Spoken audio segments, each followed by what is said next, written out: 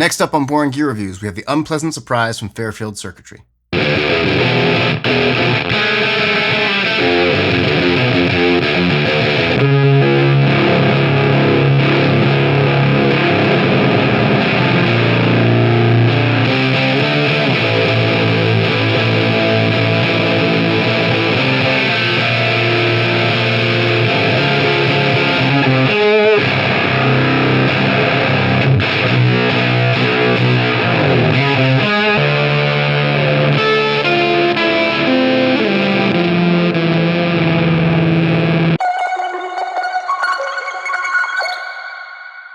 Huge thanks to Fairfield Circuitry and DISTRO for sending me the unpleasant surprise. The unpleasant surprise is a hyper-aggressive but also super versatile gated fuzz. For controls, we have volume, which will control the overall output of the pedal while it's on. Next, we have onset, which will control, you can think of this like as your gain knob and also kind of like the gating intensity or threshold. On the bottom, we have 3 two-way toggles. The first one is T, and that'll act as a treble cut. Next, we have G for gain, which will act kind of like your biasing and changes the characteristic of the distortion.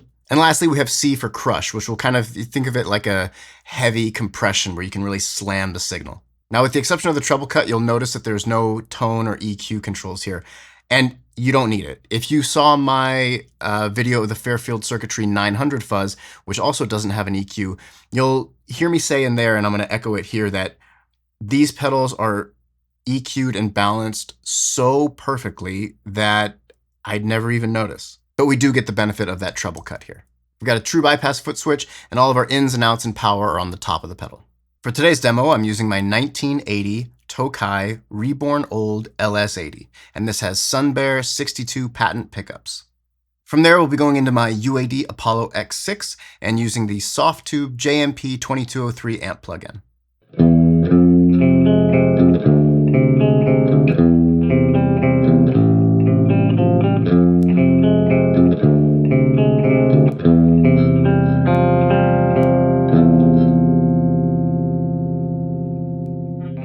All right, in this first clip, we're going for a very big and slightly gated fuzz tone.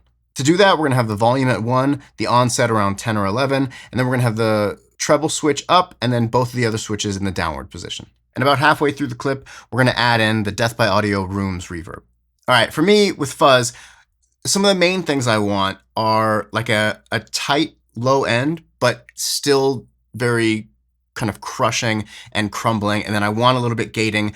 I want like a nice mid spike so it cuts through. And I want to be able to control articulation with my pick attack. And you get all of that with ease with the unpleasant surprise. This thing just sounds so good. In the beginning, I'm playing like more single note riff stuff and very clear. And then when I move to bigger chords, it gets like it's slamming the front of that plugin so hard. It really starts to crumble and break up, but stays completely tight. And then when I engage the reverb and I'm playing some high notes and low notes, you hear this beautiful gating at the start of each note. Towards the end of the clip, I'm going to roll the volume down on my guitar, and you'll hear that gating get really intense, which is awesome. And then it's completely based on your pick attack, how much that kind of gate is going to open and close. Really, really cool and exciting. And pay some special attention to when I roll the volume down, even though the beginning of the note really kind of feels the effect of that gate, the ringing of the note lasts beautifully. The way the fuzz compresses and pushes that note through before that gate closes again is awesome. So enjoy.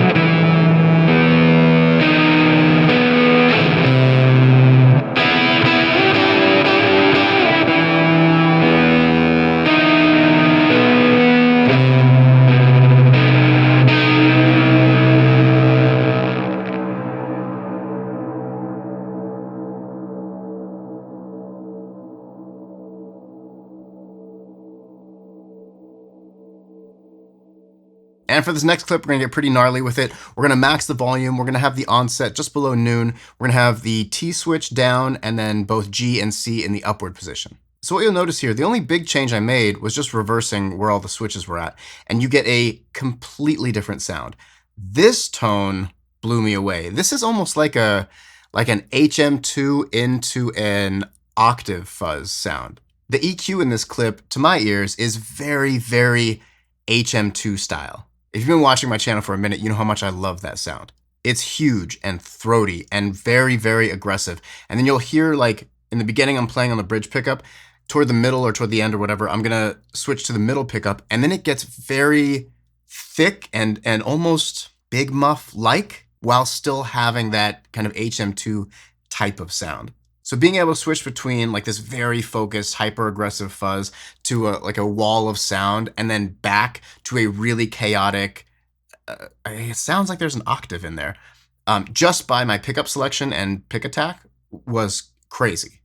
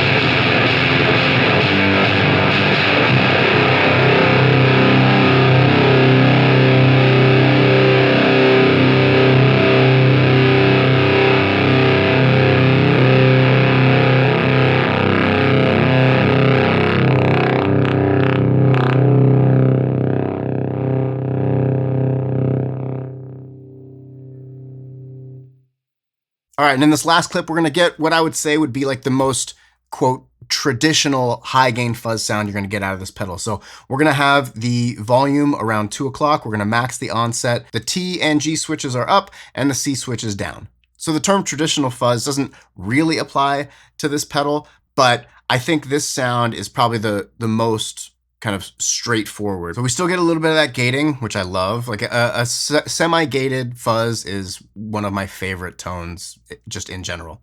And here you can really make sense of how tight the fuzz stays, where my low string is dropped super, super low to like an A. And when I'm hitting those big chords, you still hear everything that's going on. It doesn't fall apart. It doesn't flub out. It gets crushing and very punishing, but you can hear it. It's all there. That is not something every fuzz does, so enjoy.